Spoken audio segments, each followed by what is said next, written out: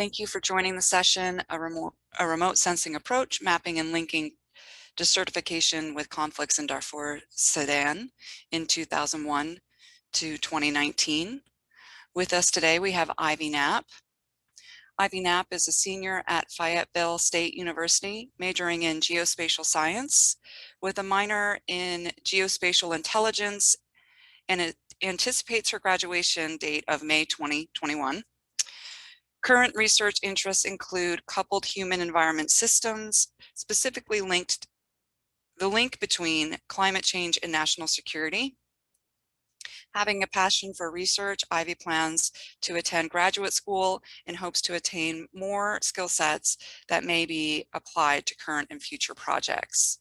So welcome, Ivy. And before we begin today, I just wanted to mention, please enter the chat by clicking the button, join chat. And throughout the session, if you have questions or comments, you can enter those in there, and we will get to those at the end of the presentation.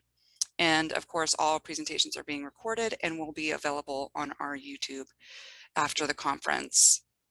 So with that, I'll hand it over to you, Ivy. Thank you, Ms. Merrill, for that wonderful introduction. Hello and good morning, everybody.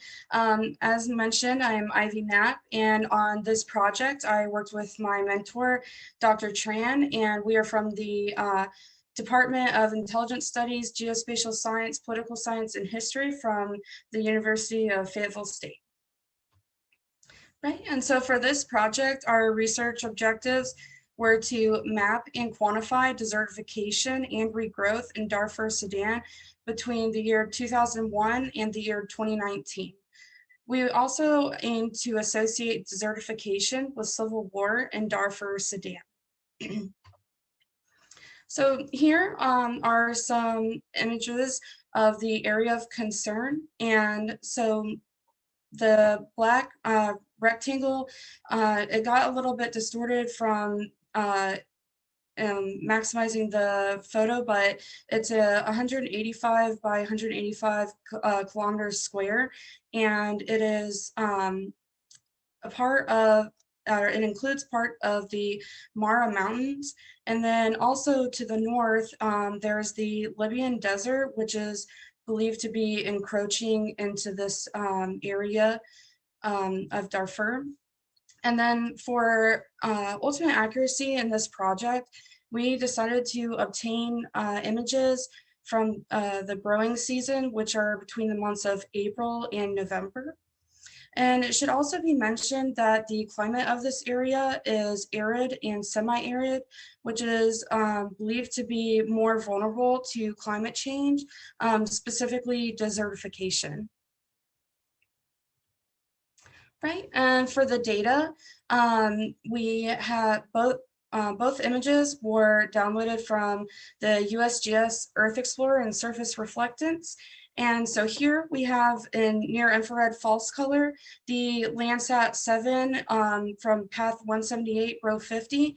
And this image was acquired on August 8th, 2001. I would like to mention that in this image, you can see red throughout, and this symbolizes vegetation. And then over here on the right is the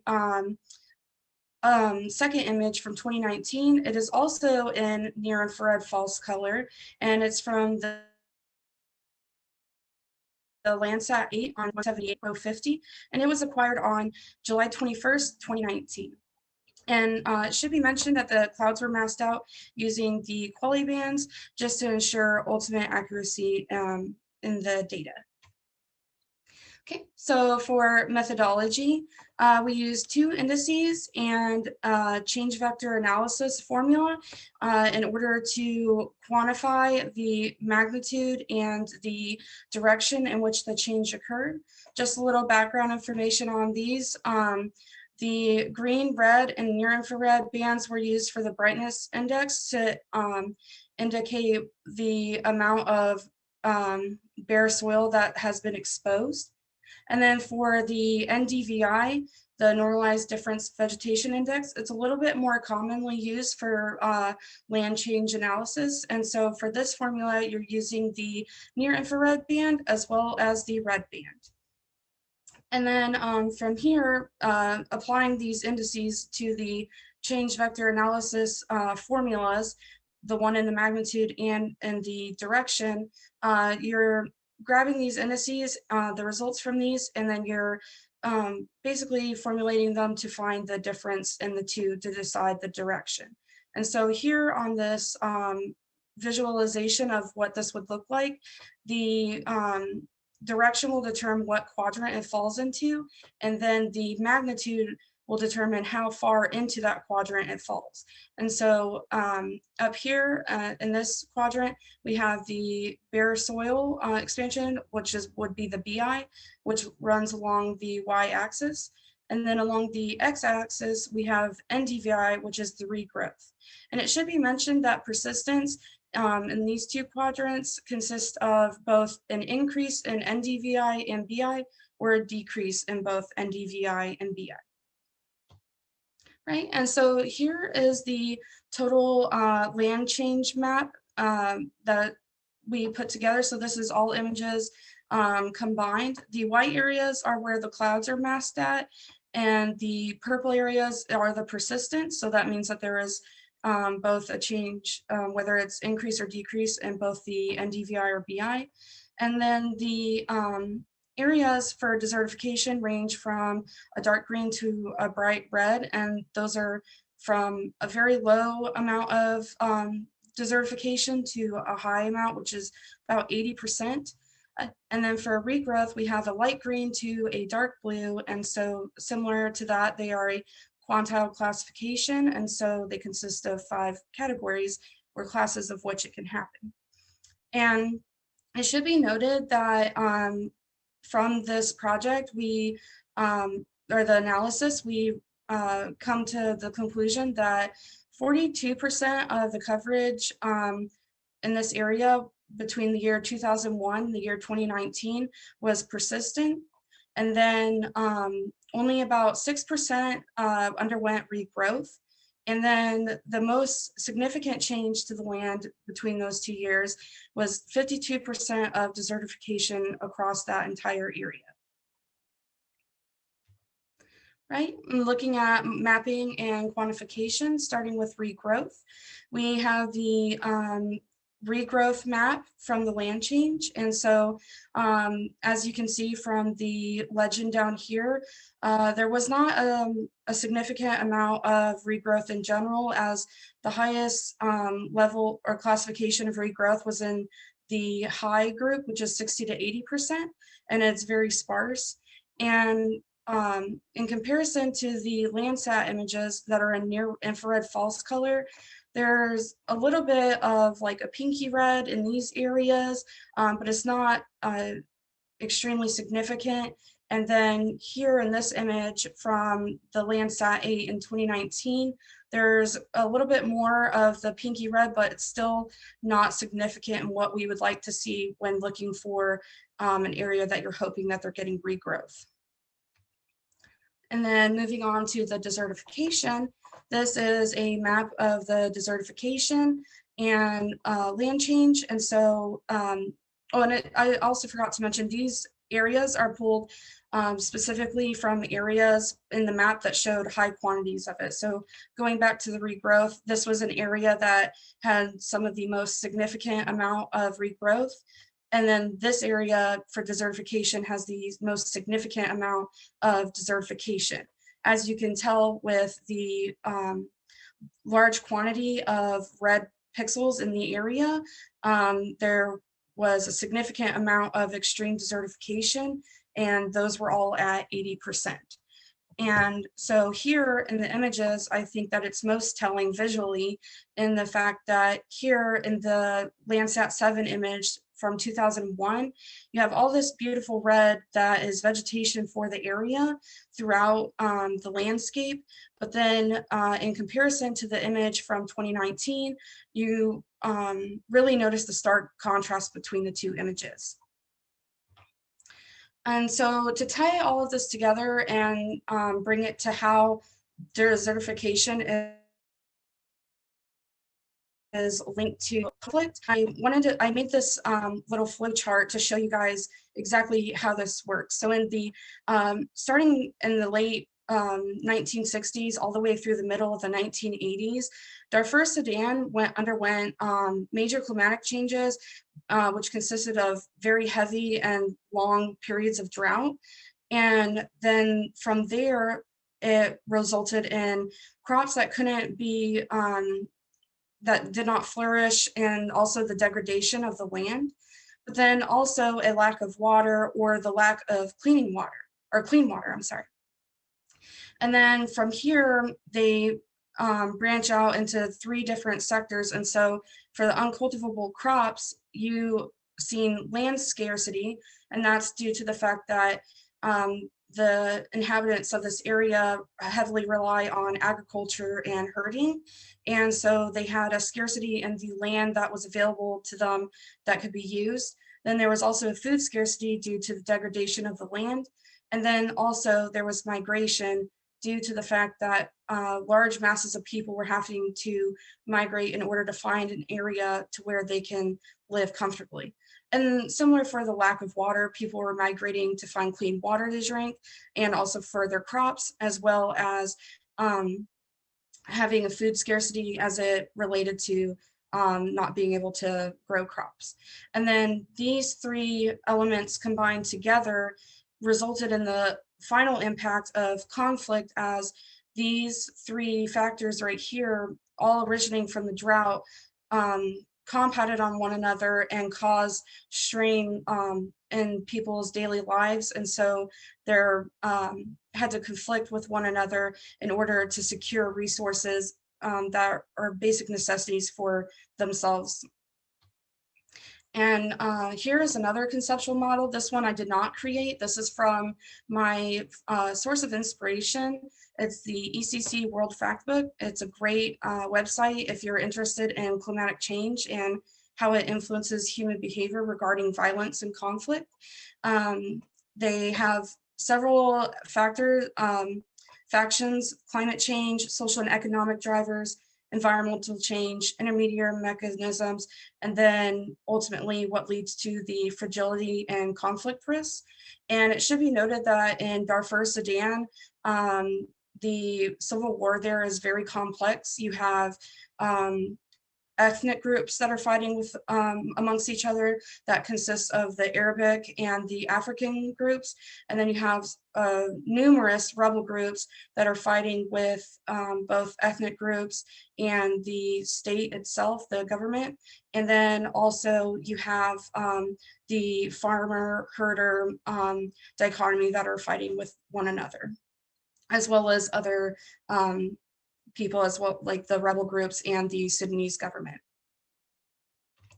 Right, this is my contact information if you'd like to further reach out to me.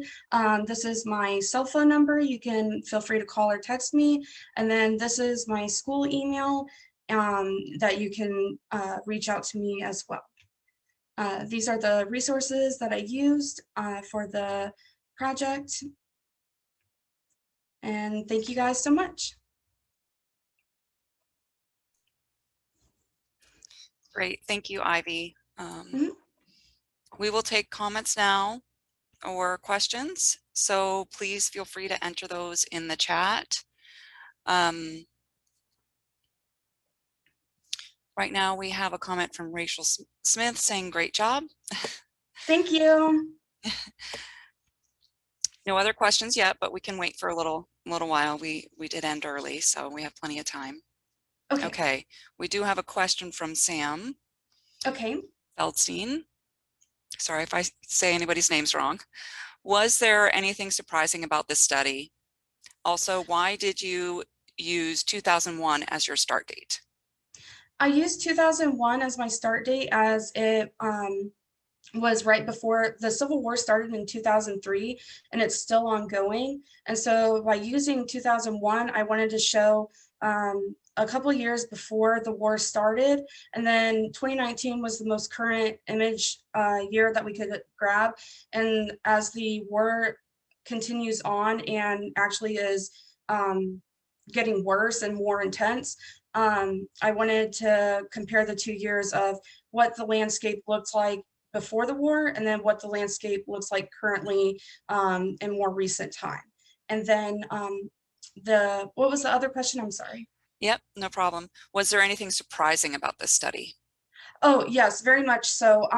So the main thing that really surprised me when initially starting this study is the lack of media attention that this conflict and these land changes that have, because to me, this is a significant thing going on in world history, in my opinion, and I am not really seeing much representation in the media, and the amount of change in such a short period of time, essentially close to 20 years, is extreme, and there's just nobody's really talking about it. So I wanted to kind of bring light to the situation.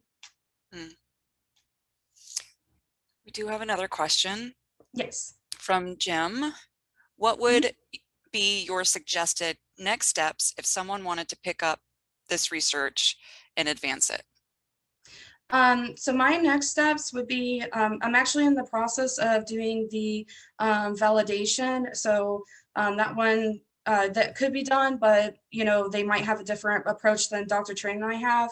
And then also some factors that could be included. If somebody was from a political science background, they could offer some more information that's in depth to the government aspect of it and why they did not remedy the solutions or offer any help to the inhabitants. There can also be a cultural aspect to further analyze the populations in the area, specifically like the rebel groups and the ethnic groups that are fighting amongst each other. And then for a like a more geographic side, looking at the vegetation that is in that area in a historical account, and including more dates with more imaging, but then also potentially adding in the precipitation charts from there. Yeah, great. No other questions as of yet, but we can still give a couple minutes. If anybody else has any questions, feel free to send those through. Yes. And if anybody would like to message me, privately, that's okay too, through my phone or through email. I can go back to that in case anybody needs it. I was just going to mention that. Perfect. Mm-hmm. I'm gonna take a drink of water real quick.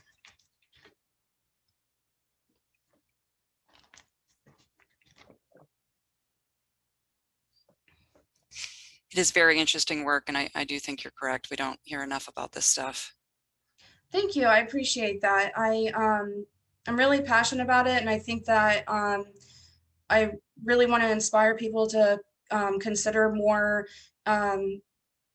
different landscapes as opposed to just where they're living at, but then also consider the idea of how humans, plant life and politics and everything like that, how they all interwork with one another and affect one another. Mm-hmm. It's all connected. Yeah. Yes.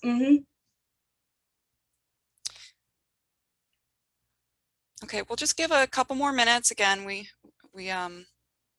ending a little early here, but we're still waiting for questions or comments. It's 9:18. Let's, I guess, wait till about 9:20 before we wrap things up.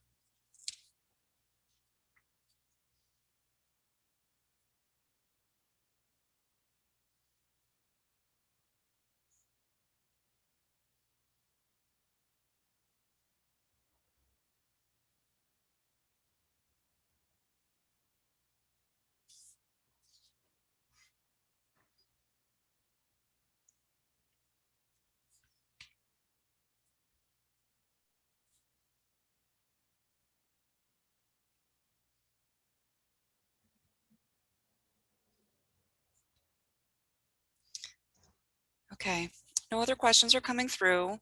I do want to mention up next, the concurrent sessions continue at 9:30. So feel free to go see what else you would like to attend this morning. We do have a thanks again and great job from Jim. Thank you so much. And yes, this session will be recorded and available on YouTube following the conference. So thank you, Ivy. And thank you you. everyone for joining. Everybody have a great day.